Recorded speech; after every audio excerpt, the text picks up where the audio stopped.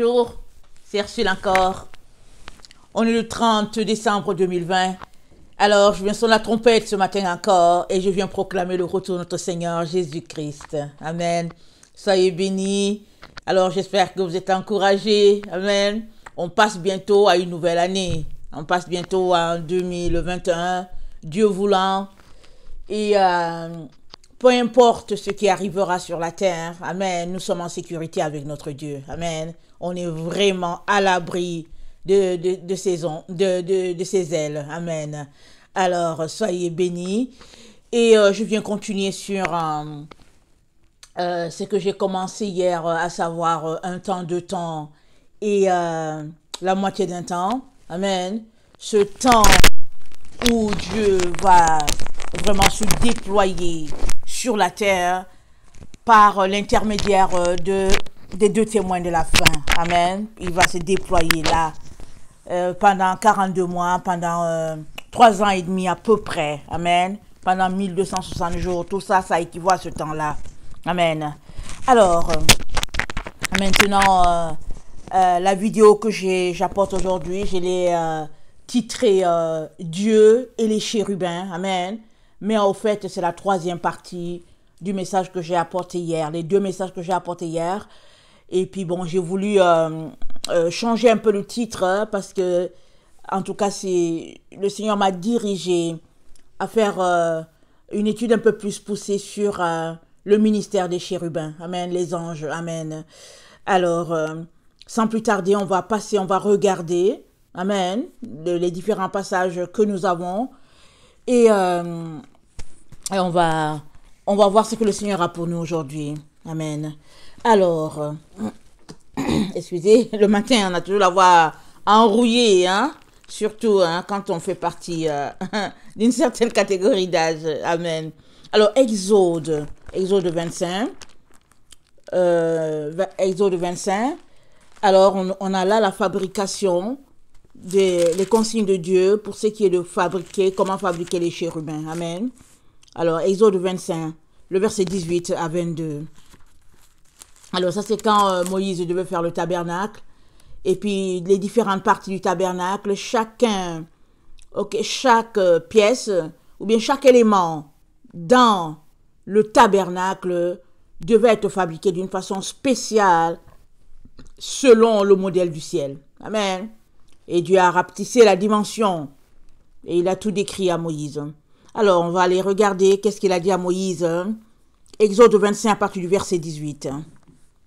Alors, tu mettras dans l'arche du témoignage, tu mettras dans l'arche le témoignage que je te donnerai. Tu feras un propitiatoire d'or pur, sa longueur sera de 2 coudées et demi et sa largeur d'une coudée et demie. Tu feras 2 chérubins d'or, tu les feras d'or battu aux 2 extrémités du propitiatoire. Fais un chérubin à l'une des extrémités et un chérubin à l'autre extrémité. Vous ferez les chérubins sortant du propitiatoire à ces 2 extrémités. Les chérubins étendront les ailes par-dessus, couvrant de leurs ailes le propitiatoire et se faisant face l'un à l'autre. Les chérubins auront la face tournée vers le propitiatoire. Tu mettras le propitiatoire sur l'arche et tu mettras dans l'arche le témoignage que je te donnerai. C'est là que je me rencontrerai avec toi, du haut du propitiatoire, entre les 2 chérubins placés sur l'arche du témoignage.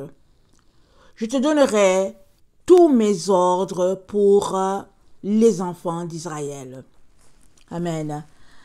Alors, comme on vient de le voir, les 2 chérubins devaient être d'or battu.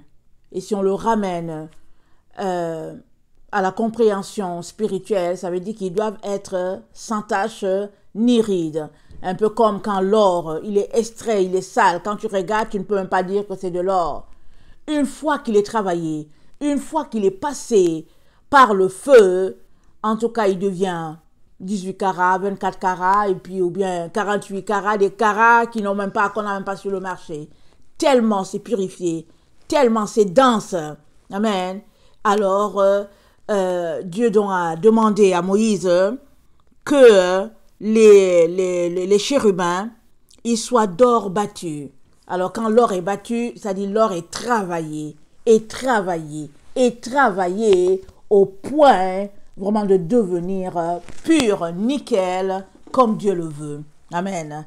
Alors si on regarde la vie par exemple de notre Seigneur Jésus-Christ, qui, avant qu'il ne vienne sous forme humaine sur la terre, était annoncé comme l'ange de l'Éternel. Amen. Il était toujours, on dit l'ange de l'Éternel. On dit c'était l'ange de l'Éternel qui avait parlé à telle personne.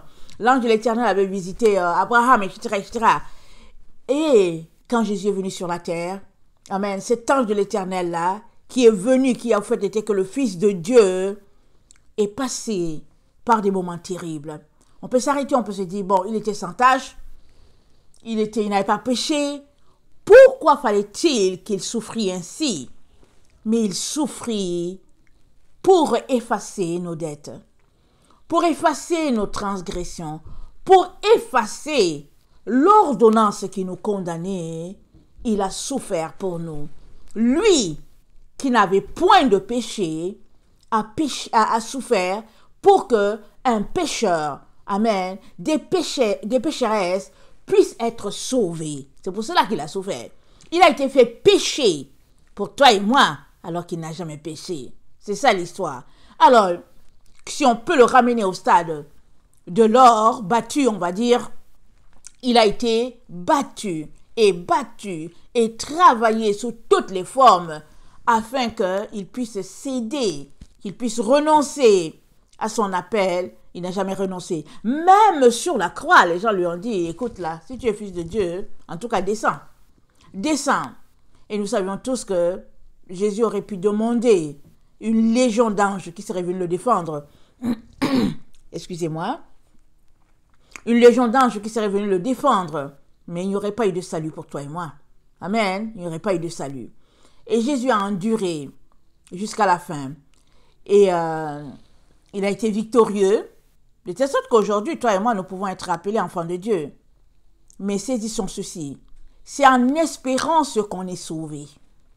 Toi et moi sommes sauvés en espérance. Alors, l'espérance là, elle devient réalité après que nous ayons accepté de passer par toutes nos épreuves. C'est pourquoi Jésus a dit, celui qui vaincra, je lui donnerai. Il dit, celui qui vaincra, celui qui sera fidèle jusqu'au bout, je lui donnerai ceci. Alors ne croise pas les bras là, en te disant que ouais, bon, tu n'as besoin de rien faire, et que tu as donné ta vie à Jésus, et puis bon, un jour, et que finalement, quand il viendra, tu seras du nombre. Tu risques d'être surpris, désagréablement, si tu fais partie de ceux-là qui ne te purifient pas, qui vivent d'illusions. Tu risques d'être surpris. Il y a beaucoup de personnes ici qui vivent du mirage. Elles vivent d'illusions. Et puis elles se convainquent que dans le fond, elles sont dans la vérité. Alors qu'en réalité, elles sont déjà dehors. Là où il y a les ténèbres, elles sont dehors. Mais elles ne réalisent pas, parce qu'elles ne sont pas encore mortes. Alors elles se disent, on fait la volonté de Dieu. Parce qu'elles lisent la Bible, parce que elles font les prédications, peu importe ce qu'elles font, elles disent qu'on est là-dedans.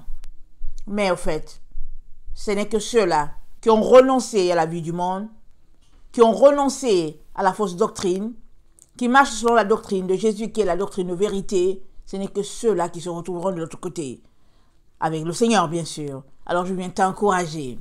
Amen. Alors, les chérubins devaient être faits d'or battu. Ils devaient être travaillés. Alors, si on ramène ça à, par exemple, l'ange qui se trouve en Apocalypse 10, amen, on peut comprendre que une fois sur la terre, il vient en tant qu'humain, et puis il va redevenir un chérubin, comme il était devant Dieu, après être passé par beaucoup d'épreuves. Quand il sera battu et battu et battu, travaillé dans toutes les facettes de sa vie, alors il redeviendra ce chérubin-là devant Dieu quand il aura fini son travail sur la terre. Amen. En passant, il est sur la terre. Amen. Il est sur la terre et il ne tardera pas à achever sa mission. Voilà. Alors, les 2 chérubins ils seront d'or battus à chaque extrémité du propitiatoire. Les chérubins sont Attendez. Alors, ils étendent leurs ailes se touchent d'un bout à l'autre, et puis de l'autre, chacun a une extrémité.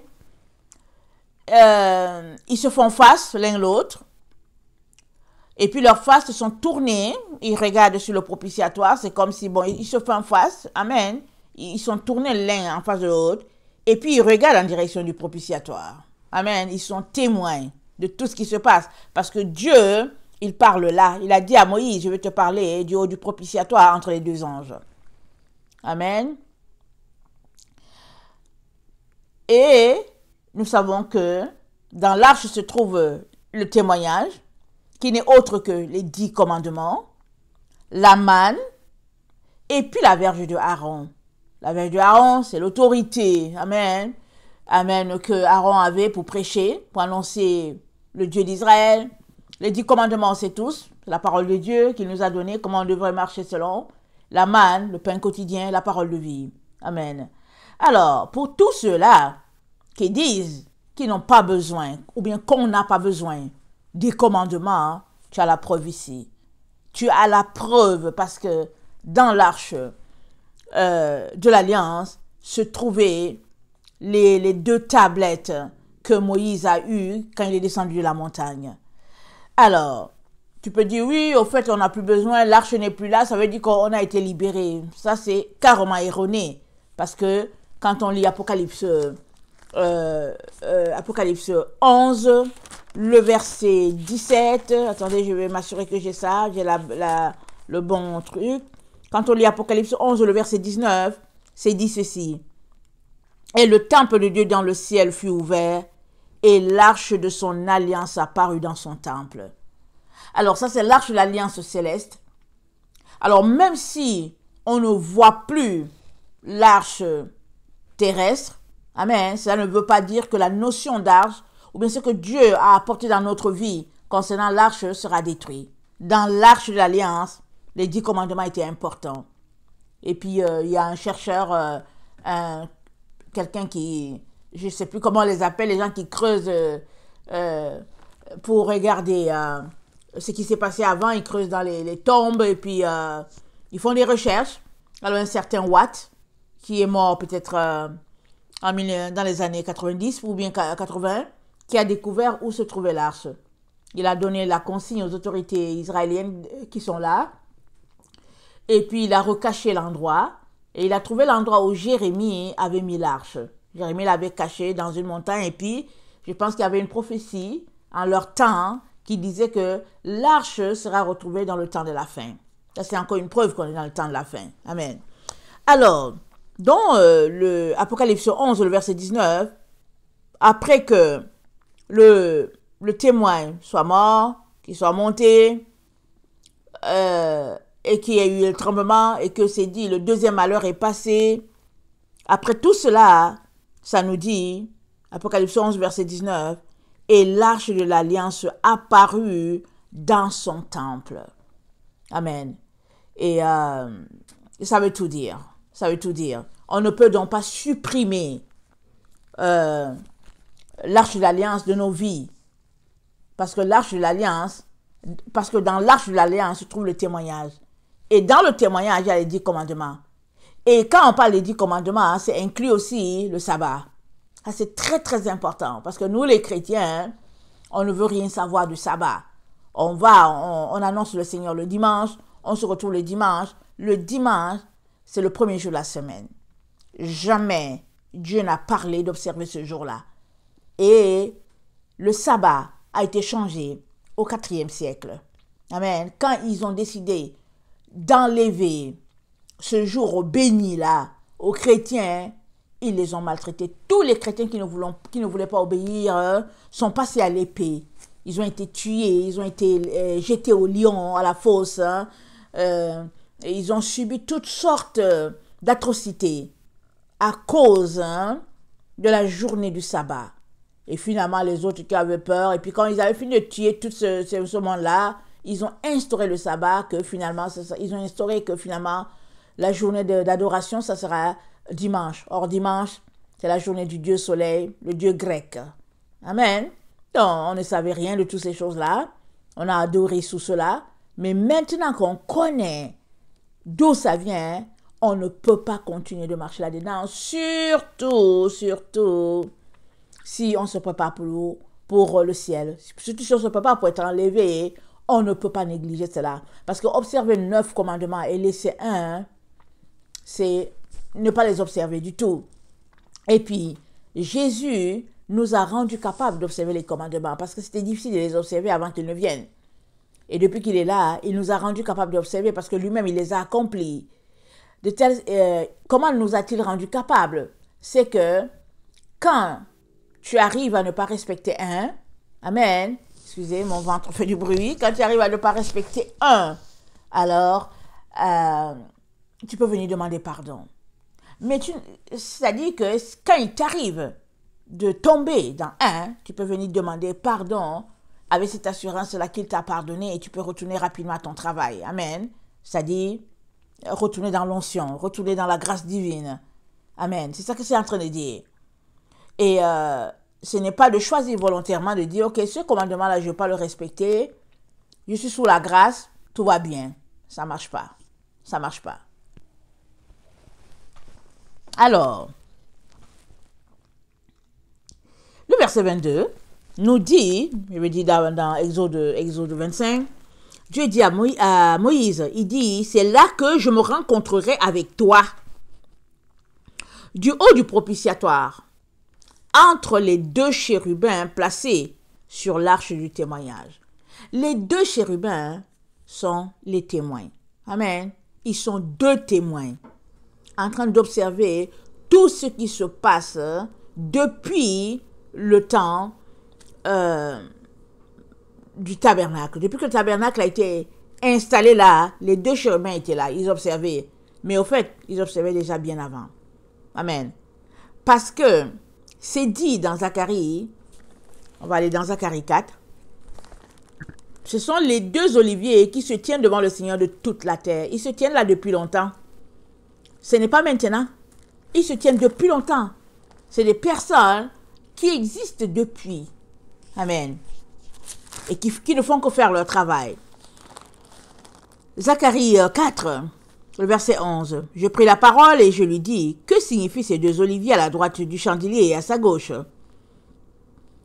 Je pris une seconde fois la parole et lui dis, que signifient les deux rameaux d'olivier qui sont près de 2 conduits d'or d'où découle l'or? Il me répondit, ne sais-tu pas ce qu'ils signifient? Je dis non, mon Seigneur. Il me dit, ce sont les 2 oins qui se tiennent devant le Seigneur de toute la terre. Alors, ils se tiennent. Alors, Jésus se tenait déjà depuis. À un moment donné, quand le oint pour lui est venu sur la terre, il est venu, il est mort, il a fait son travail, il est parti. Et maintenant, c'est le tour de l'autre. Amen. Et quand l'autre aura fini, le royaume sera remis à notre Dieu, tel que dit dans Apocalypse 11, le verset 15. C'est ça qui prouve que lui là, c'est le témoin, mais c'est aussi la fin de ce que Dieu avait à décréter. Alors, Apocalypse 11, le verset 15 nous dit, le 7e ange sonna la trompette, et il eut dans le ciel de fortes voix qui disaient, le royaume du monde est remis à notre Seigneur et à son Christ, et il régnera au siècle des siècles. Amen. Alors, les 2 chérubins, amen, les anges qui sont les anges de l'Éternel, sont témoins. Alors, si on regarde la résurrection de Christ, là aussi, il y a eu 2 anges qui sont venus, qui ont dit aux femmes, mais que cherchez-vous? Que cherchez-vous? Il y avait 2. Et puis, quand Jésus est monté, il y a encore 2 anges qui sont venus, qui ont dit, écoutez, ça c'est dans Acte. On va lire. Dans Acte 1. Excusez-moi. Ça dérange quand la gorge est enrouillée.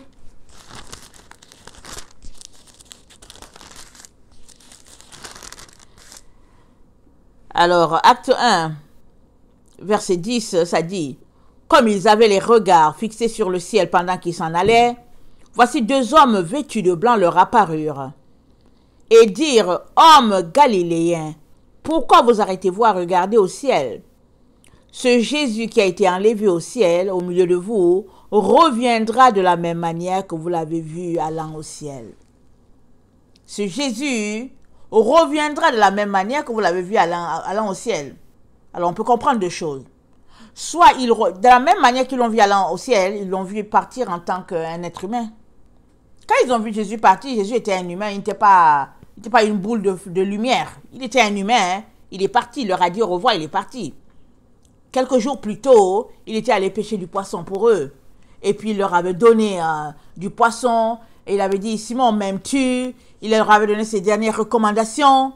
Donc, il était là au milieu, un humain ressuscité, il était là au milieu d'eux. Amen. Alors, ils ont vu partir leur Seigneur en tant qu'un humain. Et les anges leur disent, il va revenir de la même manière qu'il est parti.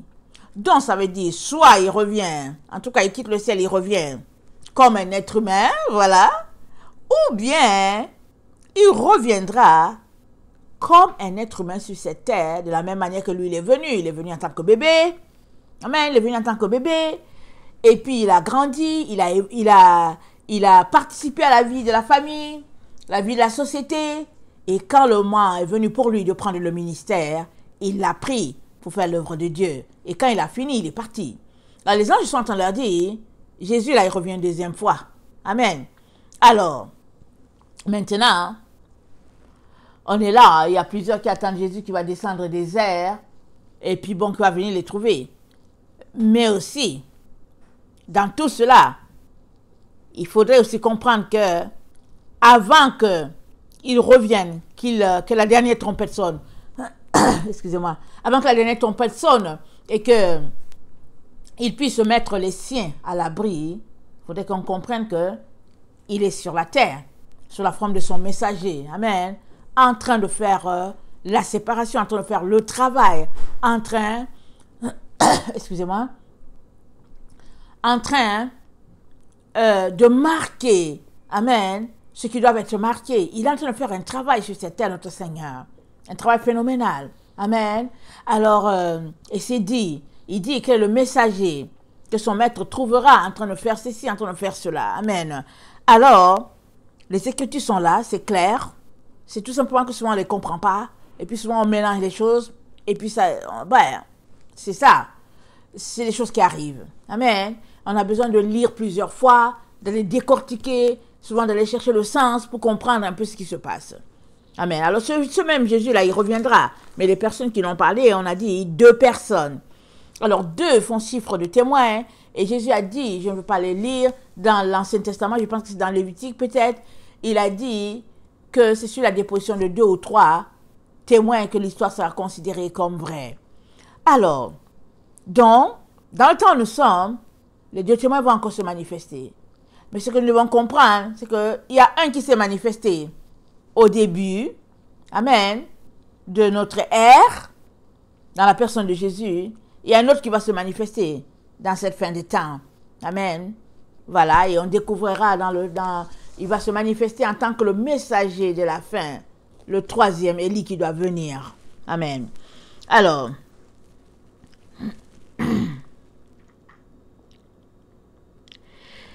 et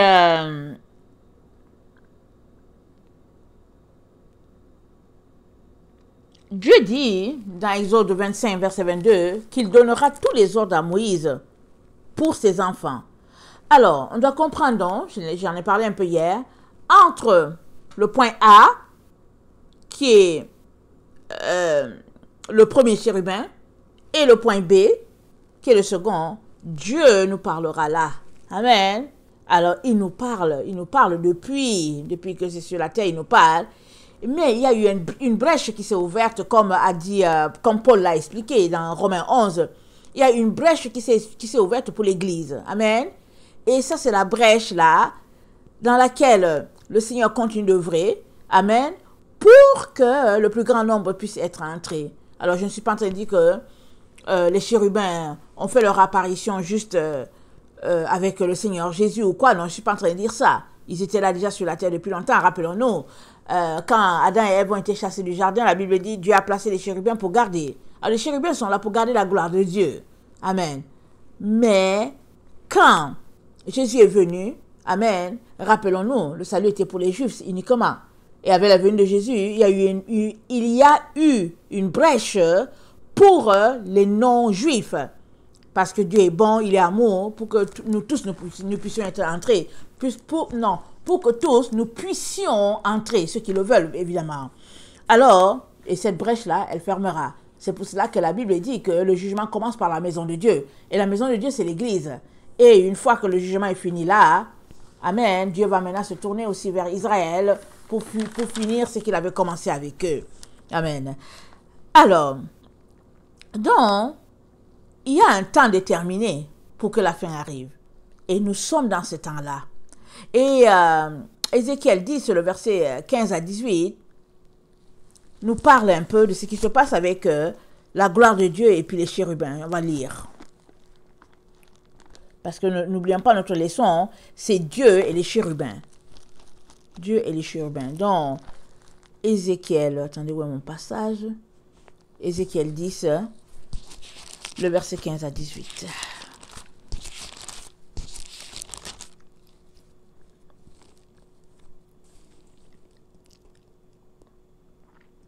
Et les chérubins s'élevèrent. C'étaient les animaux que j'avais vus près du fleuve du Kédar. Quand les chérubins marchaient, les roues cheminaient à côté d'eux. Et quand les chérubins déployaient leurs ailes pour s'élever de terre, les roues aussi ne se détournaient point d'eux. Quand ils s'arrêtaient, elles s'arrêtaient. Quand ils s'élevaient, elles s'élevaient avec eux, car l'esprit des animaux était en elles. La gloire de l'Éternel se retira du seuil de la maison et se plaça sur les chérubins.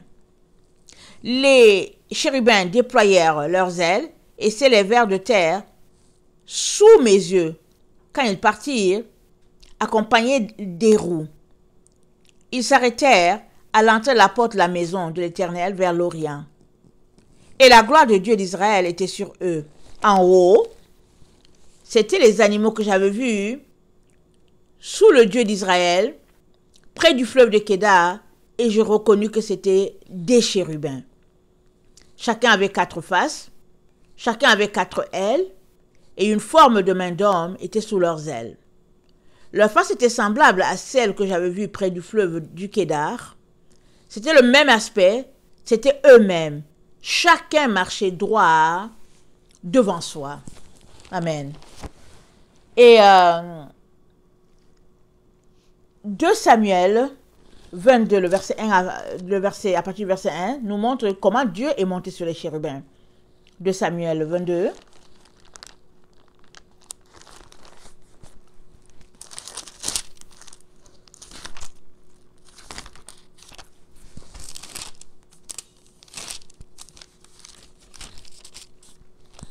David adressa à l'Éternel les paroles de ce cantique, lorsque l'Éternel l'eut délivré de la main de tous ses ennemis et de la main de Saül.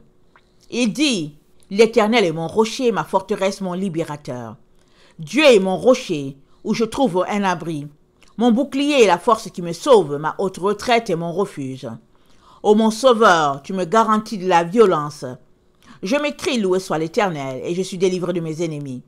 Car les flots de la mort m'avaient environné, les torrents de la destruction m'avaient épouvanté, les liens du sépulcre m'avaient entouré, les filets de la mort m'avaient surpris. Dans ma détresse, j'ai invoqué l'Éternel, j'ai invoqué mon Dieu. De son palais, il a entendu ma voix, et mon cri est parvenu à ses oreilles. La terre fut ébranlée et trembla, les fondements des cieux frémirent, et ils furent ébranlés parce qu'il était irrité. Il s'élevait de la fumée dans ses narines, et un feu dévorant sortait de sa bouche. Il en jaillissait les chardons embrasés, il abaissa les cieux et il descendit. Il y avait une épaisse nuée sous ses pieds, il était monté sur un chérubin, et il volait. Il paraissait sur les ailes du vent, il faisait les ténèbres une tente autour de lui. Il était enveloppé d'amas d'eau et de sombres nuages. De la splendeur qui le précédait s'élançaient des charbons de feu. L'Éternel tonna des cieux. Le Très-Haut fit retentir sa voix. Il lança des flèches et dispersa mes ennemis. La foudre et les mit en déroute. Le lit de la mer apparut. Les fondements du monde furent découverts par la menace de l'Éternel, par le bruit du souffle de ses narines. Il étendit sa main d'en haut. Il me saisit. Il me retira des grandes eaux. Il me délivra de mon adversaire puissant, de mes ennemis qui étaient plus forts que moi. Il m'avait surpris au jour de ma détresse, mais l'Éternel fut mon appui. Il m'a mis au large, il m'a sauvé parce qu'il m'aime. L'Éternel m'a traité selon ma droiture. Il m'a rendu selon la pureté de mes mains, car j'ai observé les voies de l'Éternel, et je n'ai point été coupable envers mon Dieu. Toutes ses ordonnances ont été devant moi, et je ne me suis point écarté de ses lois. J'ai été sans reproche envers lui, et je me suis tenu en garde contre mon iniquité. Aussi l'Éternel m'a rendu selon ma droiture, selon la pureté devant ses yeux. Avec celui qui est bon, tu te montres bon. Avec l'homme droit, tu agis selon la droiture, selon la droiture. Avec celui qui est pur, tu te montres pur. Et avec le pervers, tu agis selon sa perversité. Tu sauves le peuple qui s'humilie. Et son regard, de ton regard, tu abaisses les orgueilleux. Oui, tu es ma lumière, ô Éternel. L'Éternel éclaire mes ténèbres. Avec toi, je me précipite sur une troupe en armes. Avec mon Dieu, je franchis une muraille. Les voies de Dieu sont parfaites. La parole de l'Éternel elle est éprouvée. Il est un bouclier pour tous ceux qui se confient en lui. Car qui est Dieu si ce n'est l'Éternel? Et qui est un rocher si ce n'est notre Dieu? C'est Dieu qui est ma puissance forteresse et qui me conduit dans la voie droite. Il rend mes pieds semblables à ceux des biches. Il me place sur mes lieux élevés. Il exerce mes mains au combat. Et mes bras tendent l'arc des reins. Tu me donnes le bouclier de ton salut. Et je deviens grand par ta bonté. Tu élargis le chemin sous mes pieds. Et mes pieds ne chancellent point. Je poursuis mes ennemis et je les détruis. Je ne reviens pas avant de les avoir anéantis. Je les anéantis, je les brise. Ils ne se relèvent plus. Ils tombent sous mes pieds. Tu me ceins de force pour le combat. Tu fais plier sous moi mes adversaires. Tu fais tourner le dos à mes ennemis devant moi. Et j'extermine ceux qui me haïssent. Ils regardent autour d'eux et personne pour les sauver. Ils crient à l'Éternel et il ne leur répond pas. Je les broie comme la poussière de la terre. Je les écrase, je les foule comme la boue des rues. Tu me délivres des dissensions de mon peuple. Tu me conserves pour chef des nations. Tu me conserves pour chef des nations. Écoutez bien, ça c'est David qui parle. Et la Bible nous dit dans Jérémie 33 que David ne manquera pas de serviteurs sur sa maison. Et dans le millénium, c'est un descendant de David qui va régner en tant que sacrificateur et puis en tant que roi. Amen. Alors, tu me conserves pour chef des nations, un peuple que je ne connaissais pas, mais a servi. Les fils de l'étranger me flattent. Ils m'obéissent au premier ordre. Les fils de l'étranger sont en défaillance. Ils tremblent hors de leur forteresse. Vive l'Éternel et béni soit mon rocher. Que Dieu, le rocher de mon salut, soit exalté. Le Dieu qui est mon vengeur, qui m'assujettit les peuples, qui me fait échapper à mes ennemis. Tu m'élèves au-dessus de mes adversaires.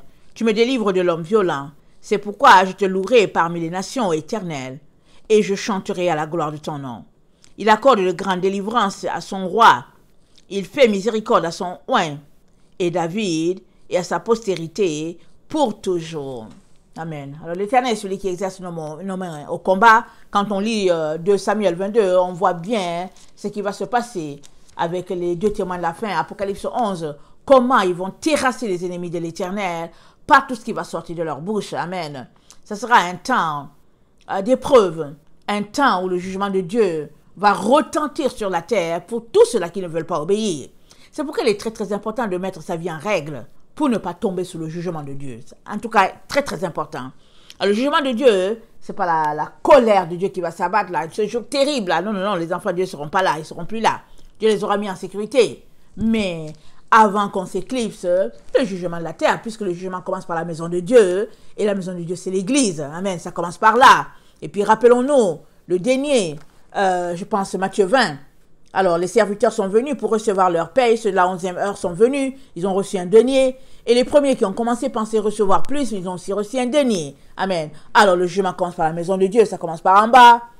Regardez la courbe renversée. Amen. Regardez la pyramide à l'inverse. Et donc, voilà, comme ça que Dieu fonctionne. Et c'est son mode de fonctionnement. Béni soit notre Dieu. Amen. Alors, dans les chérubins, ils sont en mission. Amen. Devant Dieu. Et donc, l'Éternel, il réside au milieu des chérubins. De Samuel 6, hein, nous le dit le verset 2. De Samuel 6, verset 2. Ça dit ceci. Et David, avec tout le peuple qui était auprès de lui, se mit en marche depuis Baal-et-Juda pour faire monter de là à l'arche de Dieu, devant laquelle est invoqué le nom de l'Éternel des armées qui réside entre les chérubins au-dessus de l'arche. L'Éternel des armées qui réside entre les chérubins au-dessus de l'arche. On va lire le psaume 18, le verset 10 à 15. Le psaume 18,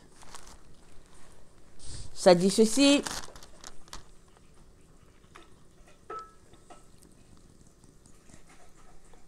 Il abaissa les cieux et il descendit. Il y avait une épaisse nuée sous ses pieds. Il était monté sur un chérubin et il volait. Il planait sur les ailes du vent. Il faisait des ténèbres sa retraite, sa tente autour de lui. Il était enveloppé des eaux obscures et de sombres nuages. De la splendeur qui le précédait s'échappaient les nuées. L'encens de la grêle et des charbons de feu. L'Éternel tonna dans les cieux. Le Très-Haut fit retentir sa voix avec la grêle et les charbons de feu. Il lança ses flèches et dispersa mes ennemis. Il multiplia les coups de la foudre et les mit en déroute. Le lit des eaux apparut. Les fondements du monde furent découverts. Par ta menace, ô Éternel, par le bruit du souffle de tes narines, il étendit sa main d'en haut. Il me saisit, il me retira de grandes eaux, et il me délivra de mon adversaire puissant, de mes ennemis qui étaient plus forts que moi. Il m'avait surpris au jour de ma détresse, mais l'Éternel fut mon appui. Il m'a mis au large, il m'a sauvé parce qu'il m'aime. L'Éternel m'a traité selon ma droiture, il m'a rendu selon la pureté de mes mains, car j'ai observé les voies de l'Éternel. Je n'ai point été coupable envers mon Dieu. Toutes ses ordonnances ont été devant moi, et je ne me suis point écarté de ses lois. J'ai été sans reproche envers lui, et je me suis tenu en garde contre mon iniquité. Aussi l'Éternel m'a rendu selon ma droiture, selon la pureté de mes mains, devant ses yeux. Avec celui qui est bon, tu te montres bon. Avec l'homme droit, tu agis selon la droiture. Avec celui qui est pur, tu te montres pur. Et avec le pervers, tu agis selon la perversité. Tu sauves le peuple qui s'humilie, et tu abaisses les regards hautains. Oui, tu fais briller ma lumière. L'Éternel, mon Dieu, éclaire mes ténèbres. Amen. Oui, tu fais briller ma lumière. L'Éternel, mon Dieu, éclaire mes ténèbres. Amen. Alors l'Éternel, il garde toujours ceux-là qui le craignent, et, tel que David le décrit, il est assis sur les chérubins. Amen. Alors, pas étonnant que quand Apocalypse 11 décrit ce qui va sortir de la bouche des messagers de la fin, pas étonnant que ça dit au verset 5, si quelqu'un veut leur faire du mal, du feu sort de leur bouche et dévore leurs ennemis. Et si quelqu'un veut leur faire du mal, il faut qu'ils soient tués de cette manière. Ils ont le pouvoir de fermer le ciel afin qu'il ne tombe point de pluie pendant les jours de leur prophétie. Et ils ont le pouvoir de changer les eaux en sang et de frapper la terre de toute espèce de plaie chaque fois qu'ils le voudront. Amen. 1 Chronique 28, le verset 1 à 10. 1 Chronique 28, le verset 1 à 10. David convoqua à Jérusalem tous les chefs d'Israël, les chefs des tribus, les chefs des divisions au service du roi, les chefs des milliers, les chefs des centaines, ceux qui étaient en charge de tous les biens et les troupeaux du roi. Excusez-moi. Et auprès de ses fils, les eunuques, les héros et tous les hommes voyants. Le roi David se leva sur ses pieds et dit, « Écoutez-moi, mes frères et mon peuple. J'avais l'intention de bâtir une maison de repos sur l'arche de l'Éternel, sur l'arche de l'Alliance de l'Éternel, et pour le marchepied de notre Dieu, et je me préparais à bâtir. Mais Dieu m'a dit, tu ne bâtiras pas une maison à mon nom, car tu es un homme de guerre et tu as versé du sang. L'Éternel, le Dieu d'Israël, m'a choisi dans toute la maison de mon père, pour que je fusse roi d'Israël à toujours. Car il a choisi Juda pour chef, il a choisi la maison de mon père dans la maison de Juda. Et parmi les fils de mon père, c'est moi qu'il a voulu faire régner sur tout Israël. Entre tous mes fils, car l'Éternel m'a donné beaucoup de fils, il a choisi mon fils Salomon, pour le faire asseoir sur le trône du royaume de l'Éternel sur Israël. Il m'a dit, Salomon, ton fils bâtira ma maison et mes parvis, car je l'ai choisi pour mon fils, et je serai pour lui un père. J'affermirai pour toujours son royaume, s'il reste attaché, comme aujourd'hui, à la pratique de mes commandements et de mes ordonnances. Maintenant, aux yeux de tout Israël, de l'Assemblée de l'Éternel, et en présence de notre Dieu, qui vous entend, observez et prenez à cœur tous les commandements de l'Éternel. Écoutez-moi bien. Observez et prenez à cœur tous les commandements de l'Éternel, votre Dieu, afin que vous possédiez ce bon pays et que vous le laissiez en héritage à vos fils, après vous, à perpétuité. Et toi, Salomon, mon fils, connais le Dieu de ton père, et sers-le d'un cœur dévoué et d'une âme bien disposée. Car l'Éternel sonde tous les cœurs, et pénètre tous les desseins et toutes les pensées. Si tu le cherches, il se laissera trouver par toi. Mais si tu l'abandonnes, il te rejettera pour toujours. Considère maintenant que l'Éternel t'a choisi, afin que tu bâtisses une maison qui serve de sanctuaire. Fortifie-toi et agis. Amen. Alors, nous voyons bien, en tout cas, David a donné tout le discours. Il est le choix de Dieu. Après, il est, en tout cas, dans la maison de Isaïe, David a été choisi. Et chez David, Salomon a été choisi. Amen. Etc., etc. Et finalement, dans le millénium, ce sera un descendant de David qui sera là, à cause de la parole que Dieu a dit à David. Il a dit, je choisirai un descendant à perpétuité sur ta maison qui régnera sur mon peuple. Amen. Alors, il y a certaines personnes quand ils disent, ah, c'est David lui-même. D'autres disent que, ah, c'est Jésus lui-même. Mais c'est le messager de la fin. C'est lui qui va régner là. On va lire Jérémie 33. Amen. Le verset 14. Voici les jours viennent, dit l'Éternel, où j'accomplirai la bonne parole que j'ai dite sur la maison d'Israël et sur la maison de Juda. Pardon. En ces jours et en ce temps-là, je ferai éclore à David un germe de justice. Il pratiquera la justice et l'équité dans le pays. En ces jours-là, Juda sera sauvé. Jérusalem aura la sécurité dans sa demeure. Et voici comment on l'appellera. L'Éternel, notre justice. Car ainsi parle l'Éternel, David ne manquera jamais d'un successeur assis sur le trône de la maison d'Israël. Amen. Les sacrificateurs, les Lévites, ne manqueront jamais devant moi de successeurs pour offrir des holocaustes brûlés de l'encens avec les offrandes et faire des sacrifices tous les jours. On va regarder Zacharie, je pense que c'est 3. On va regarder Zacharie, je pense que c'est 3.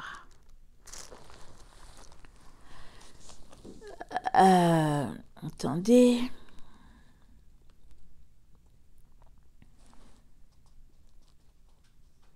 Voilà, Zacharie 3. Alors, ici, le serviteur est appelé Josué. À quelque part, il est appelé Zorobabel. Et puis, à quelque part, il est appelé le germe. À quelque part, il est appelé la branche. En tout cas, plusieurs noms. À quelque part, il est appelé l'homme de Bozra, je pense, dans Ésaïe 63. Et puis on sait que ça correspond à l'agneau d'Apocalypse 5, le verset 6, l'agneau Arnion. Et ça correspond à Apocalypse 10. Amen.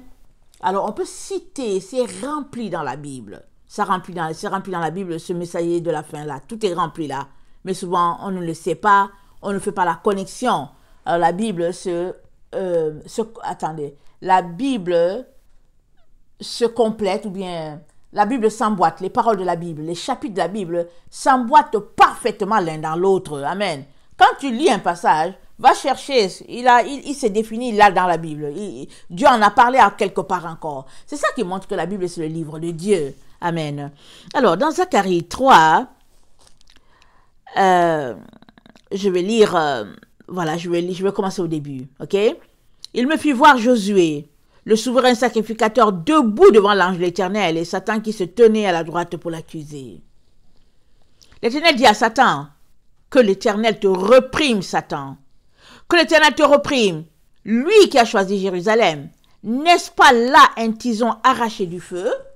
Alors ici, Dieu veut couronner Josué, c'est-à-dire le descendant de la maison de David. Je pense, le messager de la fin. Il est aussi décrit dans, je pense, Ézéchiel 41, 42, je pense. Je ne veux pas aller voir. Mais là, ça parle aussi de cet homme-là, qui est dans une maison. Amen.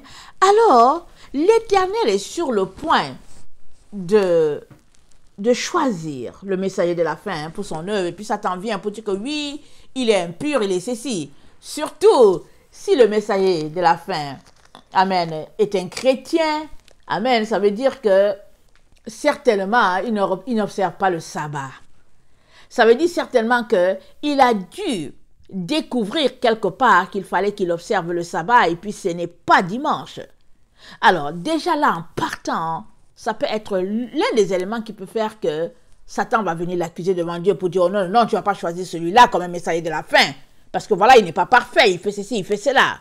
Amen. Et Dieu lui dit, que l'Éternel te réprouve, Satan, que l'Éternel te réprouve. Or, Jésus était couvert de vêtements sales. Il se tenait debout devant l'ange. L'ange prenant la parole dit à ceux qui étaient devant lui, ôtez-lui ses vêtements sales. Puis il dit à Josué, vois, je t'enlève ton iniquité et je te revêts d'habits de fête. Je dis qu'on mette sur sa tête un turban pur. Et ils mirent un turban pur sur sa tête. Ils lui mirent des vêtements. L'ange de l'Éternel était là. L'ange de l'Éternel fit à Josué cette déclaration. Attendez, on va retourner au verset 5, ok? Au verset 6. Je dis qu'on mette sur sa tête un turban pur. Et ils mirent un turban pur sur sa tête. Et lui mirent des vêtements. Et l'ange de l'Éternel était là. Ça, c'est Zacharie 3, verset 5 que j'ai lu. Lisons Apocalypse 6. Apocalypse 6, le verset 1. Ça dit, je regardais quand l'agneau ouvrit un des 7 sceaux, et j'entendis l'un des 4 êtres vivants qui disait, comme d'une voix de tonnerre, viens. Je regardais et voici parut un cheval blanc. Celui qui le montait avait un arc, une couronne lui fut donnée. Il partit en vainqueur et pour vaincre. Une couronne a été donnée au cheval blanc. Amen. Et ici, dans Zacharie 3, le verset 5, il y a un turban qui est mis sur la tête de Josué. Amen. C'est la même personne. La même personne. Alors, Zacharie 3, le verset 6, l'ange de l'Éternel fit à Josué cette déclaration. Ainsi parle l'Éternel des armées. Si tu marches dans mes voies, et si tu observes mes ordres, tu jugeras ma maison, et tu garderas mes parvis, et je te donnerai libre accès parmi ceux qui sont ici. Ceux qui sont ici, c'est qui? C'est les anges. Amen. Dieu lui donnera libre accès. Alors, allons-y lire encore Apocalypse 2. Je pense le verset 26. À celui qui vaincra et qui gardera jusqu'à la fin mes œuvres, je donnerai autorité sur les nations. Il les pétera avec une verge de fer, comme on brise les vases d'argile.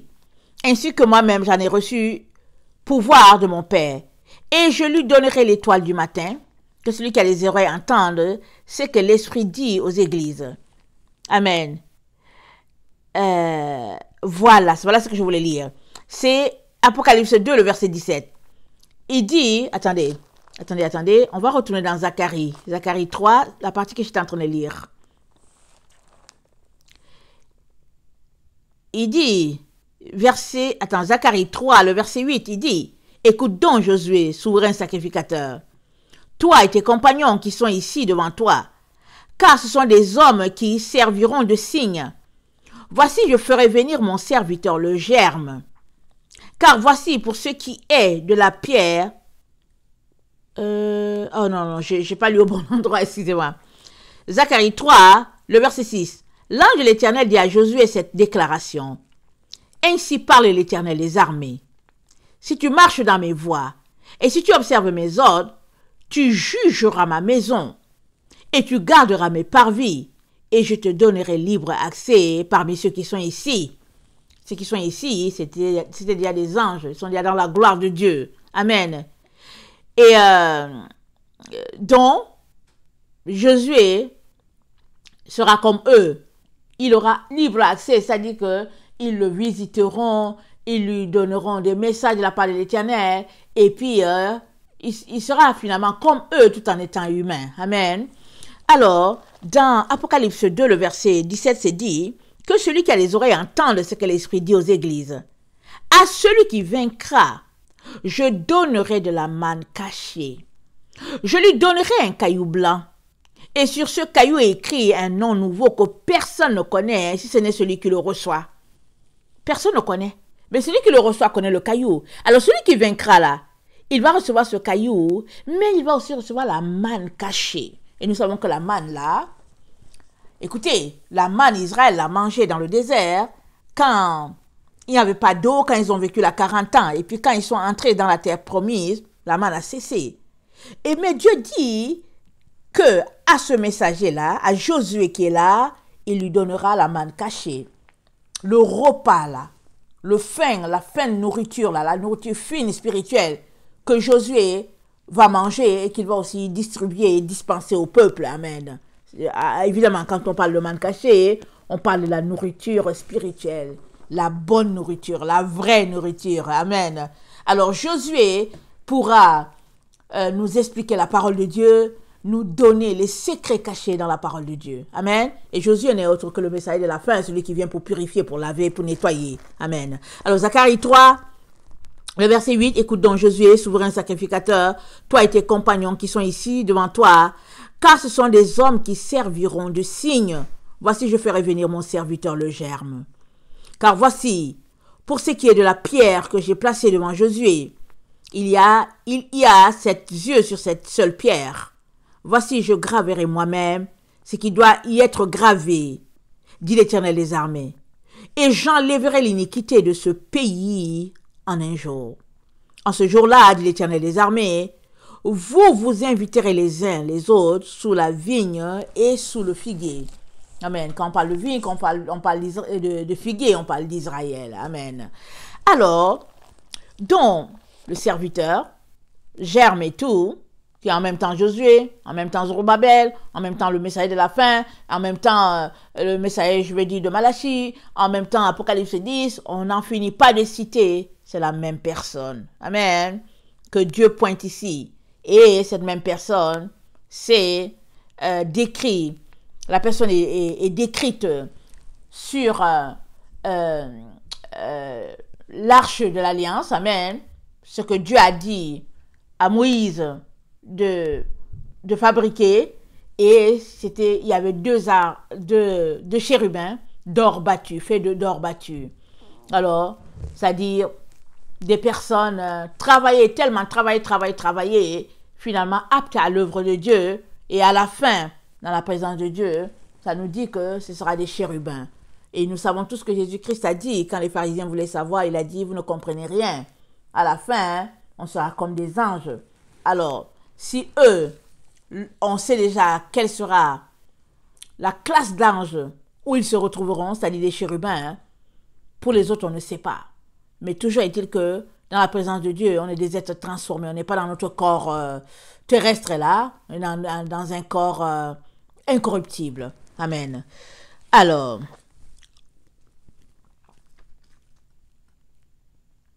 et le verset dans 1 Chronique 28, donc, le verset 4 à 6, hein, on a une information capitale ici.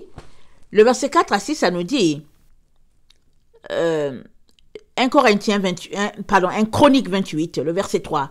Mais Dieu m'a dit, tu ne bâtiras pas une maison à mon nom, car tu es un homme de guerre et tu as versé du sang. L'Éternel, le Dieu d'Israël, m'a choisi dans toute la maison de mon père, pour que je fusse roi d'Israël à toujours.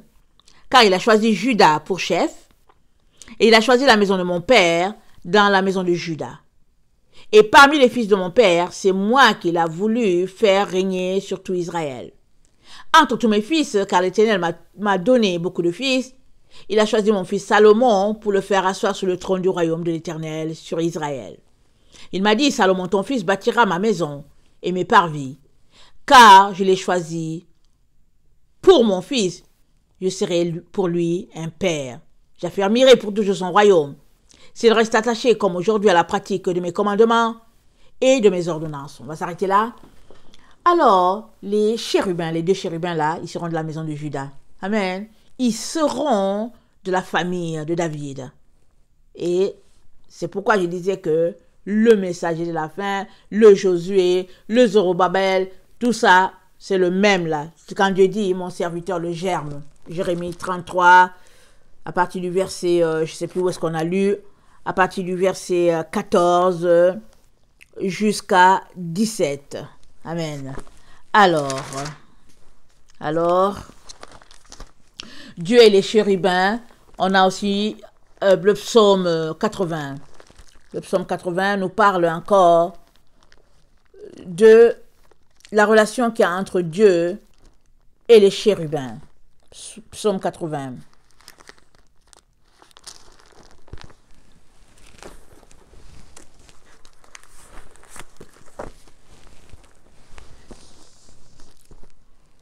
Prête l'oreille, berger d'Israël, toi qui conduis Joseph comme un troupeau, paré dans sa splendeur, toi qui es assis sur les chérubins, devant Éphraïm, Benjamin et Manassé, réveille ta force et viens à notre secours.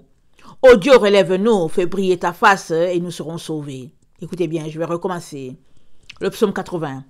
Prête l'oreille, berger d'Israël, toi qui conduis Joseph comme un troupeau. Joseph est mentionné, paré dans ta splendeur. Toi qui es assis sur les chérubins, devant Éphraïm, Éphraïm est mentionné, Benjamin est mentionné, et Manassé, réveille ta force. Mais Judas n'est pas mentionné. Pourquoi? Parce que Dieu est assis sur les chérubins, et on vient de le dire, les chérubins viennent de la maison de Judas, tel que David nous a expliqué dans 1 Chronique 28. Amen. Alors il est assis sur les chérubins, pas besoin de spécifier encore, parce que les chérubins, ils viennent de la maison de Judas. Amen. Alors, ô Dieu, relève-nous. Verset 4, fais briller ta force et nous serons sauvés. Verset 5, Éternel Dieu des armées, jusqu'à quand t'irriteras-tu contre la prière de ton peuple? Tu les nourris d'un pain de larmes, tu les abreuves de larmes à pleine mesure. Tu fais de nous un objet de discorde parmi nos voisins. Et nos ennemis se raillent de nous. Dieu des armées, relève-nous. Fais briller ta face et nous serons sauvés. Tu avais arraché de l'Égypte une vigne. Tu as chassé des nations et tu l'as plantée. Tu as fait place devant elle. Elle a jeté des racines et rempli la terre. Les montagnes étaient couvertes de son ombre et ses rameaux étaient comme des cèdres de Dieu. Elle étendait ses branches jusqu'à la mer et ses rejetons jusqu'au fleuve. Pourquoi as-tu rompu ces clôtures, en sorte que tous les passants la dépouillent? Le sanglier de la forêt la ronge, et les bêtes des champs en font leur pâture. Dieu des armées, reviens donc, regarde du haut des cieux, et vois, considère cette vigne. Protège ce que ta droite a planté, et le fils que tu t'es choisi, Elle est brûlée par le feu. Elle est coupée. Ils périssent devant ta face menaçante. Que ta main soit sur l'homme de ta droite, sur le Fils de l'homme que tu t'es choisi. Et nous ne nous éloignons plus de toi. Fais-nous revivre et nous invoquerons ton nom. Éternel Dieu des armées, relève-nous, fais briller ta face et nous serons sauvés. Amen. Et là aussi, le psaume 80, comme on vient de le lire, Dieu est assis sur les chérubins. Et dans le verset 17, ça nous dit, allons-y au verset 16. Le verset 16 du psaume 80, ça dit, protège ce que ta main a planté et le fils que tu t'es choisi. Elle est brûlée par le feu, elle est coupée. Ils périssent devant ta face menaçante. Que ta main soit sur l'homme de ta droite, sur le Fils de l'homme que tu t'es choisi. Et nous ne nous éloignons plus de toi. Fais-nous revivre et nous invoquerons ton nom. Amen. Alors, ici encore, ça parle du Fils de l'homme, que Dieu s'est choisi. Amen. Et nous savons que dans la Bible, ça parle du Fils de l'homme. Il y a le Fils de l'homme avec grand H, il y a le Fils de l'homme avec petit H. Le petit H, c'est le Messager de la fin, et puis le grand H, c'est notre Seigneur Jésus. Maintenant, ici, on sait que, comme c'est David qui est en train de parler, David avait la vision des deux personnes. Amen. Parce que David était rempli du Saint-Esprit, et quand il se mettait à prophétiser, quand il se mettait à chanter, souvent peut-être il ne saisissait pas lui-même le sens, mais il parlait de la part de Dieu. Comme ici, regardons un peu le psaume 110. Le psaume 110, on voit très bien que David est en train de parler de quelque chose vraiment qui est purement divin. Mais que, bon, Dieu, c'est Dieu qui parle par lui. Regardez le psaume 110, ça dit ceci. Parole de l'Éternel à mon serviteur. Assieds-toi à ma droite, jusqu'à ce que je fasse de tes ennemis ton marchepied. L'Éternel étendra de Sion le sceptre de sa puissance. Domine au milieu de tes ennemis. Ton peuple est plein d'ardeur quand tu rassembles ton armée. Avec des ornements sacrés du sein de l'aurore. Ta jeunesse vient à toi comme une rosée. L'Éternel l'a juré, il ne s'en repentira point. Tu es sacrificateur pour toujours, à la manière de Melchisédek. Le Seigneur, à ta droite, brise les rois au jour de sa colère. Quel est le jour de sa colère? Le jour de la colère de Dieu. Nous savons tous que sur la terre, ça va chauffer. Alors, au jour de la colère de Dieu, amen, le Seigneur est à ta droite. C'est ça que David dit. Il dit, il exerce la justice parmi les nations. Tout est plein de cadavres. Il brise les têtes de toute l'étendue du pays. Amen. Dieu, il livre combat ici contre ses ennemis. Amen. Il boit au torrent pendant la marche. C'est pourquoi il relève la tête. Amen. Alors, la Bible, elle est remplie de beaucoup de références par rapport, amen, à la relation de Dieu entre les chérubins et la relation de Dieu avec le Fils de l'homme. Amen. Et nous savons tous que la maison de Juda a été choisie et la Bible dit que le sceptre ne s'éloignera point de Juda jusqu'à ce que vienne le Shiloh. Amen. Ça, c'est quelque chose, une parole prophétique qui est sur le point de se réaliser parce que Dieu a dit à Moïse, je te parlerai entre les deux chérubins. Alors, il a commencé d'un bord et il finit de l'autre. Et c'est en train de finir. Et nous avons vu ça en long et en large. Il est donc très important de réaliser qu'on ne peut pas continuer de faire ce qu'on veut, comme on veut, se bafouant de ce que Dieu dit.